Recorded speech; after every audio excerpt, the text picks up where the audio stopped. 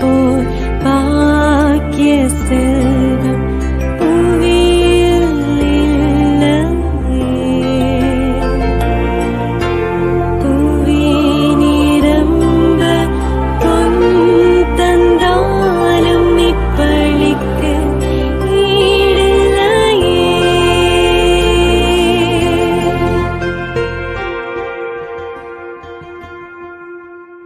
தந்தை மகன் தூய ஆவியாரின் பெயராலே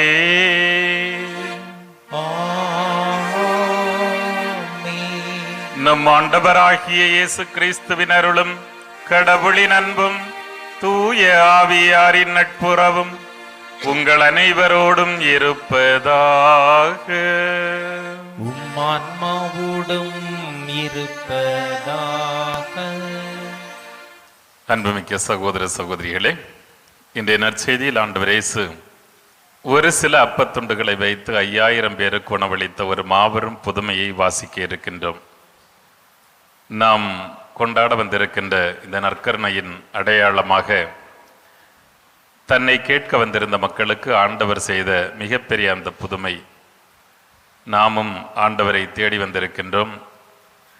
தன்னிடமிருந்த அப்பத்துண்டுகளை ஆண்டவருக்கு காணிக்கையாக கொடுத்த அந்த சிறுவனைப் போல நம்முடைய வாழ்வும் ஆண்டவருக்கேற்ற காணிக்கையாக வேண்டும் என்று இப்பலியிலே மன்றாடுவோம். இந்த தெய்வீக பலியை கொண்டாட தடையாக உணர்கின்ற நம்முடைய பாவங்கள் குற்றம் குறைகளுக்காக மனம் வருந்தி ஆண்டவருடைய மன்னிப்பை வேண்டுவோம். உள்ளம் நொறுங்கி வருந்துவோரை குணமாக்க அனுப்ப பெற்ற ஆண்டவரே இரக்கமாயிரும். பாவிகளாகிய எங்களை தேடி மீட்க வந்த கிறிஸ்துவே இரக்கமாயிரும். நற்கருணை இறை வார்த்தை வழியாக தொடர்ந்து எங்களை வாழ்விக்கின்ற ஆண்டவரே இரக்கமாயிரும். எல்லாம் அல்ல இறைவன் நம் மீது இரக்கம் வைத்து நம் குற்றம் குறைகளை மன்னித்து நம்மை நிலை வாழ்வுக்கு அழைத்து செல்வாராக. ஆமென். மன்றாடுவோமாக. இரக்கம் நிறைந்த ஆண்டவரே, பாவத்தின் சட்டத்தால் எழுதப்பட்ட கடன் சீட்டை உம் திருமகன் கிறிஸ்துவின் உயிர்ப்பு என்னும் பாஸ்கா மறை நிகழ்வால் அழித்தீரே. எங்கள் உள்ளத்தில் இருக்கும் பாவங்களை நீரே அகற்றுவீராக. உம்மோடு தூய ஆவியாரின் ஒன்றிப்பில் இறைவனாய் வாழ்ந்து ஆட்சி செய்கின்றவர் வழியாக உம்மை மன்றாடுகின்றோம்.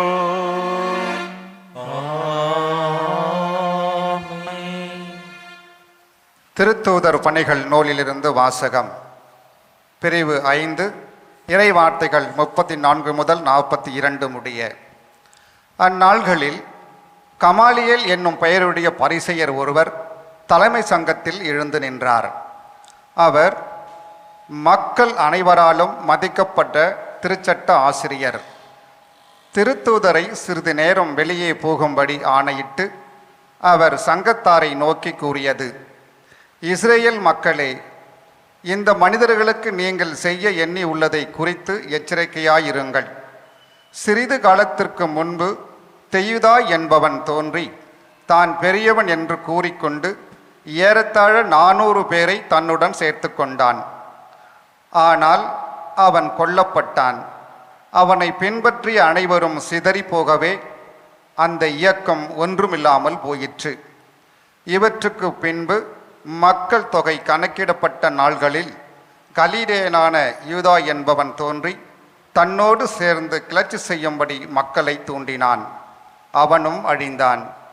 அவனை பின்பற்றிய மக்கள் அனைவரும் சிதறி போயினர்.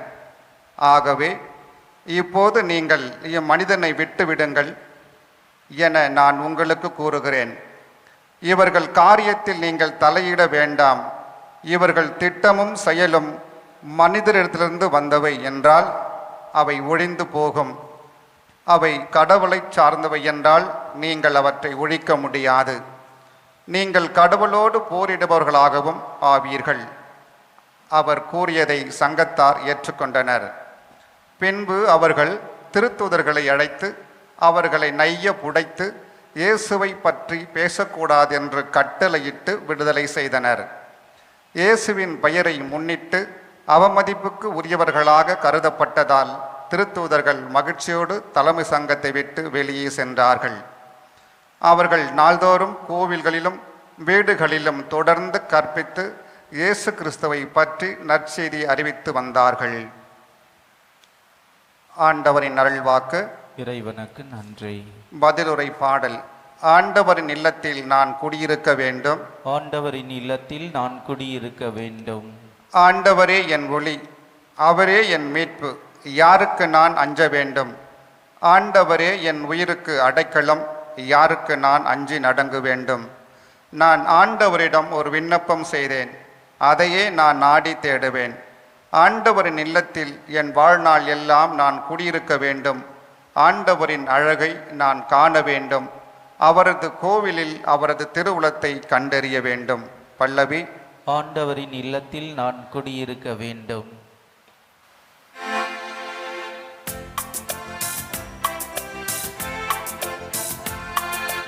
அல்லேலூயா, அல்லேலூயா, அல்லேலூயா, அல்லேலூயா, அல்லேலூயா, அல்லேலூயா, அல்லேலூயா, அல்லேலூயா. மனிதர் அப்பத்தினால் மட்டுமல்ல, மாறாக கடவுளின் வாய்ச்சொல் ஒவ்வொன்றாலும் வாழ்வர். அல்லேலூயா, அல்லேலூயா, அல்லேலூயா, அல்லேலூயா, அல்லேலூயா. ஆண்டவர் உங்களோடு இருப்பாராக. உமான்மாவுடனும் இருப்பாராக. தூய யோவான் எழுதிய பரிசுத்த நற்செய்தியிலிருந்து வாசகம். ஆண்டவரே, மாட்சி உமக்கே. யோவான் நற்செய்தி அதிகாரம் 6 இறை வார்த்தைகள் 1 முதல் 15 முடிய. இயேசு கலிலேய கடலை கடந்து மறுகரைக்கு சென்றார். அதற்கு திபேரிய கடல் என்றும் பெயருண்டு. உடல்நலமற்றோருக்கு அவர் செய்து வந்த அரும் அடையாளங்களை கண்டு மக்கள் பெரும் திரளாய் இயேசுவை பின்தொடர்ந்தனர். இயேசு மலைமேல் ஏறி தம் சீடரோடு அமர்ந்தார். யூதருடைய பாஸ்கா விழா அண்மையில் நிகழவிருந்தது. இயேசு நிமிர்ந்து பார்த்து மக்கள் பெரும் திரளாய் அவரிடம் வருவதைக் கண்டு, இவர்கள் உண்பதற்கு நாம் எங்கிருந்து அப்பம் வாங்கலாம் என்று பிலிப்பிடம் கேட்டார். தாம் செய்ய போவதை அறிந்திருந்தும் அவரை சோதிப்பதற்காகவே இக்கேள்வியை கேட்டார்.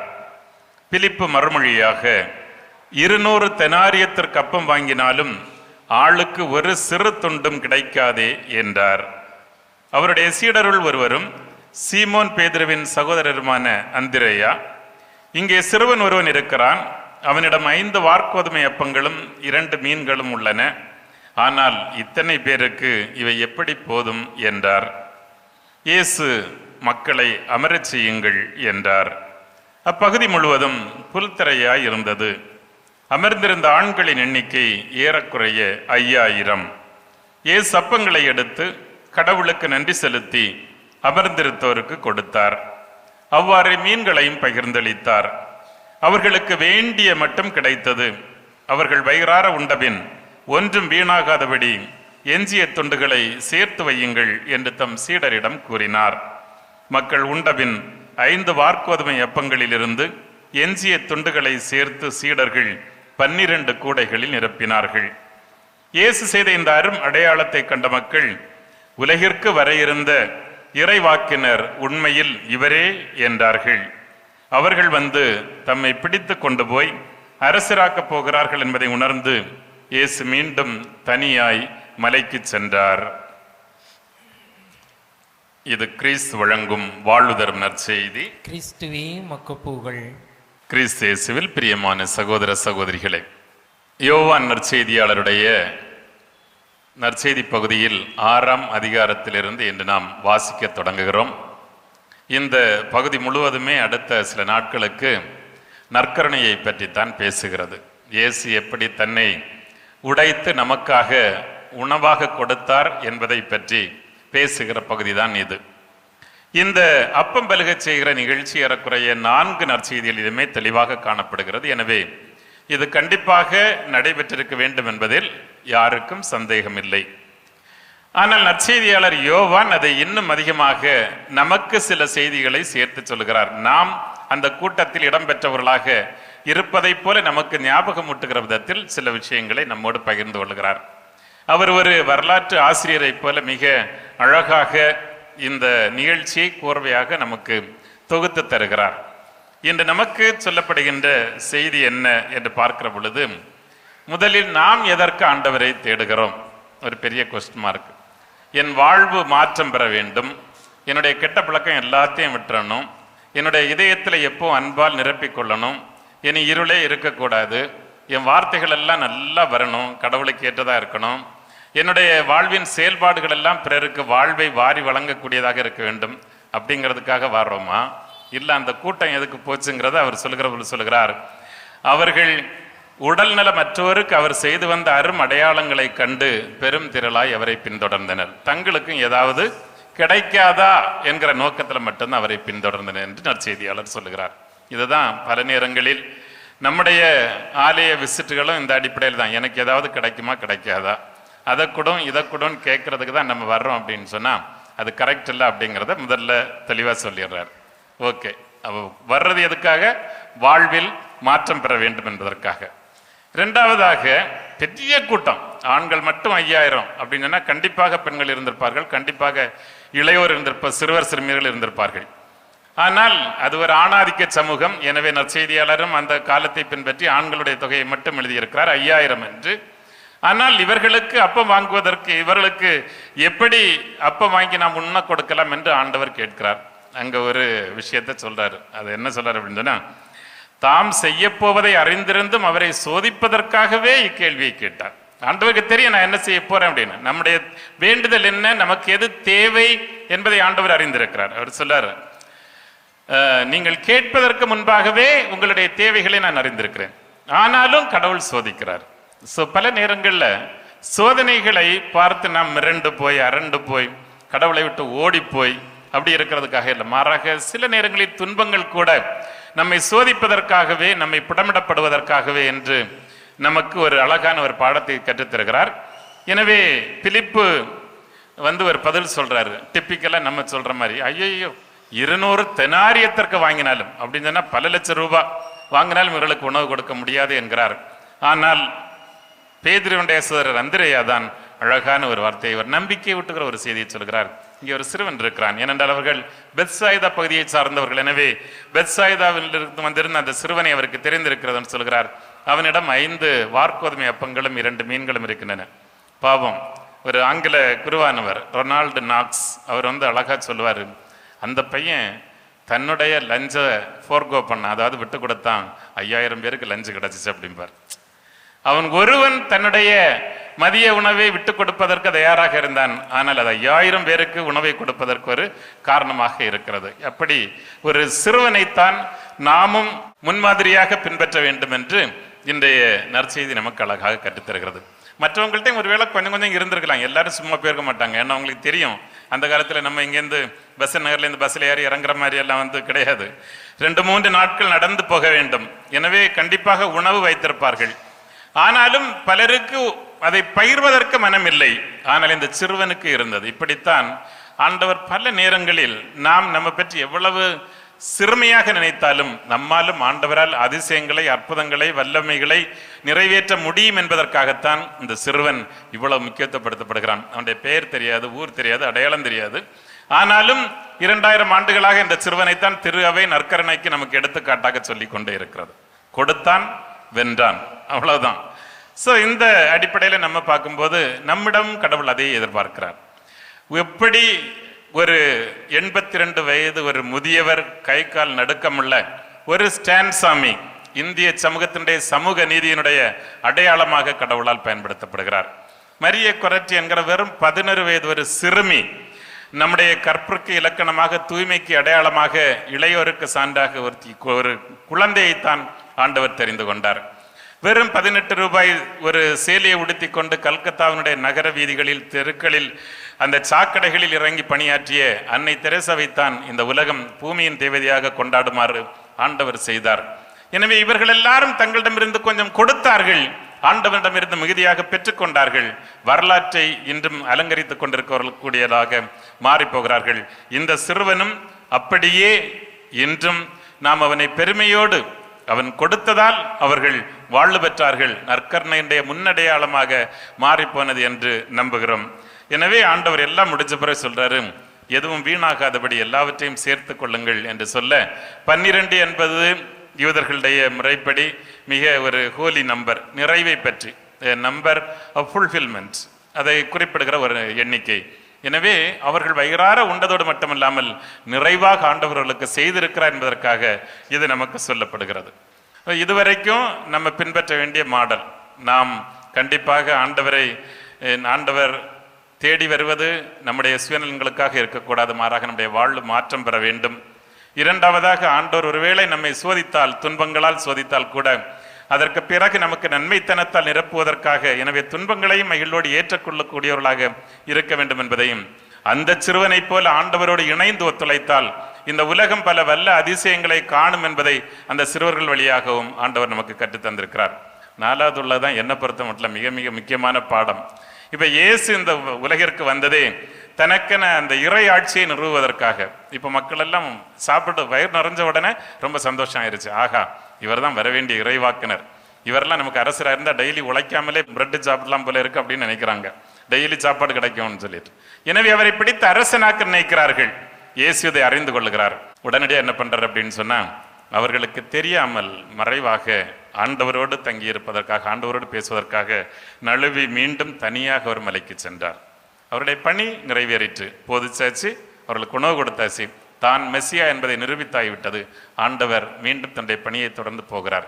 இங்கே மட்டும்தான் நம்ம தோற்று போகிறோம். பல நேரங்களில் ஏதாவது கிடைக்கும், பவர் கிடைக்கும், அல்லது நிறைய பணம் கிடைக்கும், நிறைய இதெல்லாம் கிடைக்கும்னா அப்போ நம்ம அதை தழுவி அப்படியே இருக்க கட்டி பிடிச்சிக்கிறோம். ஆண்டவரை போல விட்டு விட்டு போவதற்கு மனமில்லாதவர்களாக இருக்கிறோம். ஆண்டவர் சொல்றாரு, எல்லாத்தையும் கட்டி பிடிச்சிக்கிட்டாலும் கடைசியில் எங்கிட்ட தனியாக தான் வரணும் அப்படின்னு சொல்லி, ஆண்டவர் தன்னுடைய பலத்தை, தன்னுடைய வல்லமையை தந்தையாகிய கடவுளிடமிருந்து பெற்றுக்கொண்டது போல ஆண்டவரிடத்தில் வருகிற பொழுது நாமும் ஆண்டவரையே பற்றி கொள்ளக்கூடியவர்களாக இருக்கக்கூடிய நல்ல மனநிலை நமக்கு இருந்தால் நாம் எல்லாம் பெற்றவர்களைப் போல மாறிவிடுகிறோம். அத்தகைய ஒரு வரத்திற்காக இந்த திருப்பியிடத்தில் தன்னையே உடைத்துக் கொள்ளுகின்ற ஆண்டவர் நம்மையும் தன்னுடைய அன்பின், மன்னிப்பின், இரக்கத்தின், சேவையின் கருவிகளாக பயன்படுத்த வேண்டும் என்று தொடர்ந்து மன்றாடுவோம். உங்கள் அனைவரையும் இறைவன் நிறைவாக ஆசீர்வதிப்பாராக. ஆமென்.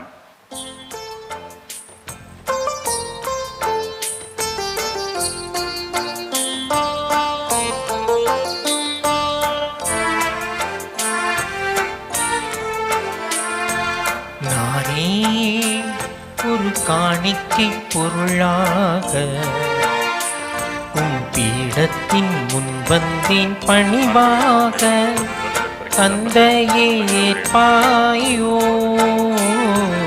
பலியாக, சிந்தித்தேன் சிந்தித்தேன் வெகுவாக, சிந்தையில் படவில்லை உயர்வாக, சிந்தித்தேன் சிந்தித்தேன் வெகுவாக, சிந்தையில் படவில்லை உயர்வாக, தந்திட்டேன் என்னையே முடிவாக, தந்திட்டேன் என்னையே முடிவாக, தந்தையே ஏற்பாயோ பலியாக.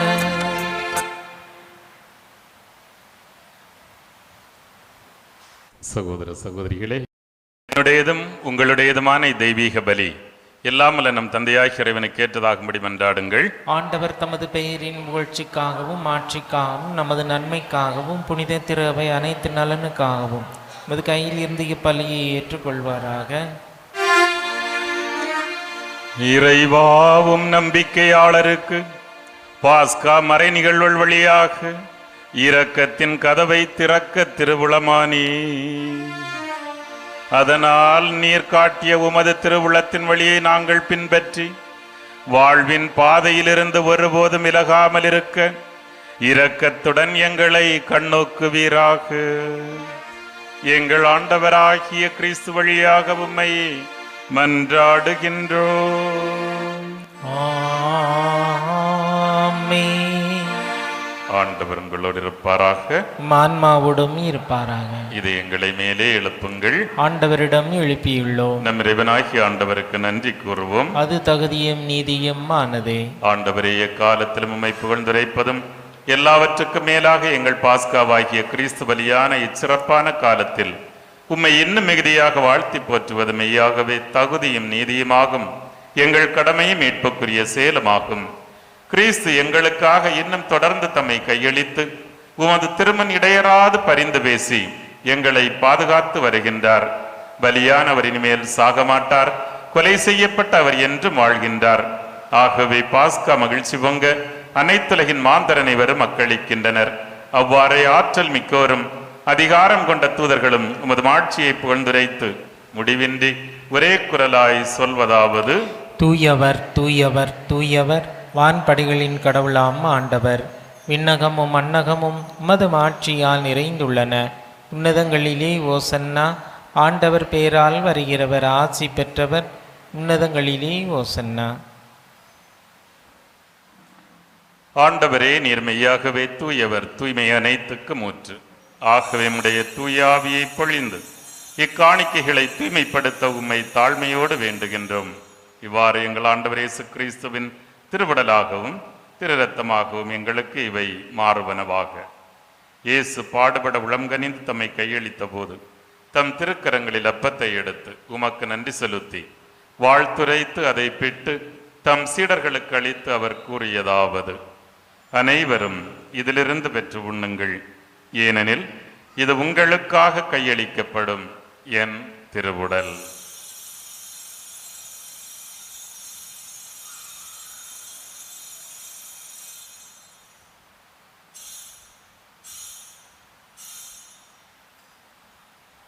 அவ்வண்ணமே இரவு விருந்தை அருந்திய பின் தம் திருக்கரங்களில் கிண்ணத்தை எடுத்து மீண்டும் உமக்கு நன்றி செலுத்தி தம் சீடர்களுக்கு கொடுத்து இயேசு கூறியதாவது: அனைவரும் இதிலிருந்து பெற்று பருகுங்கள், ஏனெனில் இது புதிய நிலையான உடன்படிக்கைக்குரிய என் இரத்தத்தின் கிண்ணம். இந்த இரத்தம் பாவ மன்னிப்புக்கென்று உங்களுக்காகவும் எல்லோருக்காகவும் சிந்தப்படும். இதை என் நினைவாக செய்யுங்கள்.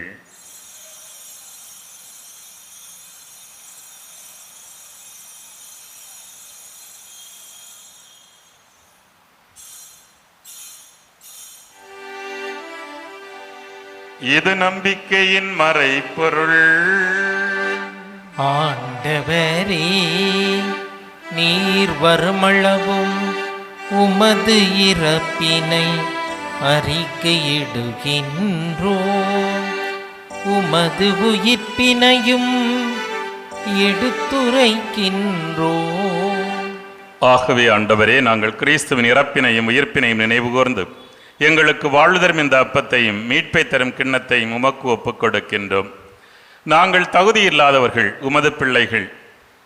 எங்களையும் உமது பிள்ளைகளாக ஏற்று அன்பு செய்கிறீர். எனவே உமக்கு நன்றி செலுத்துகின்றோம். கிறிஸ்துவின் உடலிலும் இரத்தத்திலும் பங்கு கொள்ளும் எங்களை தூய ஆவியார் உம்மோடு ஒன்று சேர்க்க வேண்டுமென உம்மை தாழ்மையோடு வேண்டுகின்றோம். ஆண்டவரே, உலகெங்கும் பரவியிருக்கும் உமது திரு அவையை நினைவு கூர்ந்தருளும். எங்கள் திருத்தந்தை பிரான்சிஸ், எங்கள் பேராயர் ஜார்ஜ் ஆண்டகை, எல்லா திருநிலையினர், பொதுநிலையினர், இங்கு குடியிருந்து ஜபிக்கின்ற உம்முடைய மக்கள், இவர்கள் அனைவரையும் இவர்களது வேண்டுதல்களையும் உமது அன்பினால் நிறைவு பெறச் செய்தருளும். உயிர்த்தெழும் நம்பிக்கையோடு இறந்து போன எங்கள் சகோதர சகோதரிகளையும் எங்கள் குடும்பங்களிலிருந்து இறந்தோர் அனைவரையும் இரக்கத்துடன் நினைவு கூர்ந்து உமது திருமுக ஒளியினுள் ஏற்றருளும். எங்கள் அனைவர் மீதும் இரக்கமாயிரும். கடவுளின் கன்னித்தாயும் எங்கள் ஆரோக்கிய அன்னையுமான புனித மரியா, அவருடைய கணவரான புனித யோசேப்பு, புனித திருத்தூதர்கள், இவ்வுலகிலும் உகந்தவராய் இருந்த புனிதர்களோடு நாங்களும் நிலை வாழ்வில் பங்கு கொள்ளும் தகுதி பெற்று உம் திருமகனேசு கிறிஸ்து வழியாக உம்மை புகழ்ந்தேத்தும் வரமருள உம்மை மன்றாடுகின்றோம்.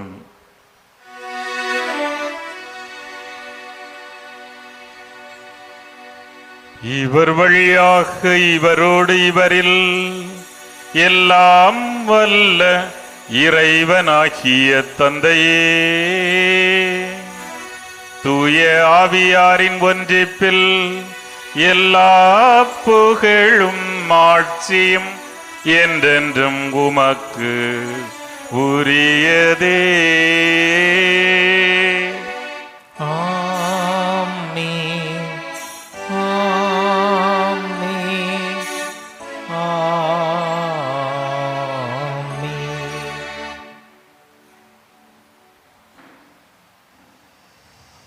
இறைவனே நமது தந்தை, நாம் அவரது பிள்ளைகள் என்ற நம்பிக்கையோடு விண்ணக தந்தையை நோக்கி மன்றாடுவோம். விண்ணுலகில் இருக்கின்ற எங்கள் தந்தையே, உமது பெயர் தூயது என போற்றப் பெறுக. உமது ஆட்சி வருக. உமது திருவுளம் விண்ணுலகில் நிறைவேறுவது போல மண்ணுலகிலும் நிறைவேறுக. எங்கள் அன்றாட உணவை இன்று எங்களுக்கு தாரும். எங்களுக்கு எதிராக குற்றம் செய்வோரை நாங்கள் மன்னிப்பது போல எங்கள் குற்றங்களையும் மன்னியும். எங்களை சோதனைக்கு உட்படுத்தாதேயும், தீமையிலிருந்து எங்களை விடுவித்தருளும். ஆண்டவரே, எம் வாழ்வை சூழ்ந்திருக்கின்ற தீமைகள் அனைத்திலும் இருந்து எங்களை விடுவித்து எங்கள் வாழ்நாளில் அமைதியை கனிவோடு அருள உம்மை மன்றாடுகின்றோம். உமது இரக்கத்தின் உதவியால் நாங்கள் பாவத்திலிருந்தும் எங்களை வாட்டி வருத்தும் நோய்களிலிருந்தும் விடுதலை பெற்று யாதொரு கலக்கமுமின்றி நலமாயிருப்போமாக. நாங்கள் எதிர்நோக்கி இருக்கும் பேரின்பத்திற்காகவும் எம் மீட்பராகிய இயேசு கிறிஸ்துவின் வருகைக்காகவும் மகிழ்ச்சியுடன் காத்திருக்கின்றோம். ஏனெனில் ஆட்சியும் வல்லமையும் ஆட்சியும் என்றென்றும் அதே. ஆண்டவராகிய இயேசு கிறிஸ்துவே, அமைதியை உங்களுக்கு விட்டுச் செல்கின்றேன், என் அமைதியையே உங்களுக்கு தருகின்றேன் என்றும் திருத்துதர்களுக்கு சொன்னீரே. எங்கள் பாவங்களை பாராமல் உமது மக்களின் நம்பிக்கையே கண்ணோக்கி எங்களுக்கும் எங்கள் குடும்பங்களுக்கும் ஒற்றுமை, அமைதி, மகிழ்ச்சி ஆகிய கொடைகளை தந்தருள்வீராக. என்றென்றும் வாழ்ந்து ஆட்சி செய்கின்றவர் நீரே. ஆமென். ஆண்டவருடைய அன்பும் அமைதியும் உங்கள் அனைவரோடும் இருப்பதாக. ஆன்மாவோடும் இருப்பதாக. ஒருவருக்கொருவர் கிறிஸ்துவின் சமாதானத்தை பரிமாறிக்கொள்வோம். சமாதானம். உலகின் பாவங்களை போக்கும் இறைவனின் செம்மறியே, எங்கள் மேல் இரக்கமாயிரும். உலகின் பாவங்களை போக்கும் இறைவனின் செம்மறியே, எங்கள் மேல் இரக்கமாயிரும். உலகின் பாவங்களை போக்கும் இறைவனின் செம்மறியே, எங்களுக்கு அமைதியை அளித்தருளும்.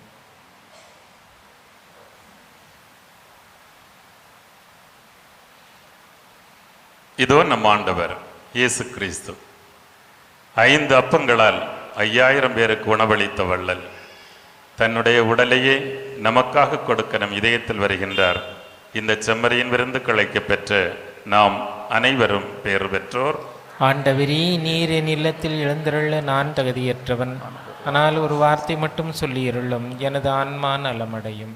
கிறிஸ்துவின் திருவுடல் திருரத்தம் நம்மை பாதுகாத்து நித்திய வாழ்வுக்கு அழைத்துச் செல்வதாக. ஆமென். நன்றி கூறி மன்றாடுவோமாக. கருணை கடலாகிய கடவுளே, உம் தூய மறை நிகழ்வுகளின் கொடைகளை பெற்றுக்கொண்ட நாங்கள் உம்மை பணிவுடன் வேண்டுகின்றோம். அதனால் தமது நினைவாக நாங்கள் செய்யுமாறு உம் திருமகன் கட்டளையிட்டவையெல்லாம் எங்களை அன்பின் வளர்ச்சிக்கு இட்டு செல்வனவாக. எங்கள் ஆண்டவராகிய கிறிஸ்து வழியாக உம்மை மன்றாடுகின்றோம். ஆமென். ஆண்டவர் உங்களோடு இருப்பாராக.